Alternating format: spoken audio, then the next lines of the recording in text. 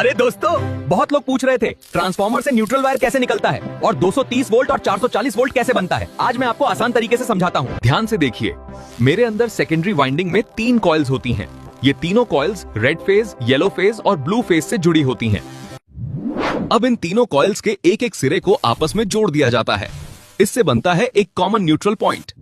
इस neutral point से neutral wire बाहर निकाला जाता है और ट्रांसफार्मर से निकलते हैं 4 वायर आर, वाई, बी और न्यूट्रल। इन्हीं वायर से आगे पूरे एरिया में बिजली सप्लाई होती है। अब एक जरूरी बात समझ लीजिए, अगर आप एक फेज और न्यूट्रल लेते हैं तो मिलता है single phase meant to 220 volt, जो घरों में इस्तेमाल होता है।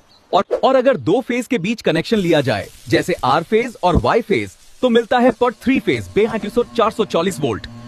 और सिस्टम को सेफ रखने के लिए न्यूट्रल को अर्थिंग से कनेक्ट किया जाता है। अब समझ आया ट्रांसफार्मर से न्यूट्रल वायर कैसे निकलता है। अरे दोस्तों, बहुत लोग पूछ रहे थे ट्रांसफार्मर से न्यूट्रल वायर कैसे निकलता है और 230 वोल्ट और 440 वोल्ट कैसे बनता है। आज मैं आपको आसान तरीके से समझाता हूँ। ध्यान से देखिए, मेरे अंदर सेकेंडरी वाइंडिंग में 3 कॉइल्स होती हैं। ये तीनों coils red phase, yellow phase और ब्लू फेज से जुड़ी होती हैं। अब इन तीनों कॉइल्स के एक एक सिरे को आपस में जोड़ दिया जाता है। इससे बनता है एक कॉमन न्यूट्रल पॉइंट।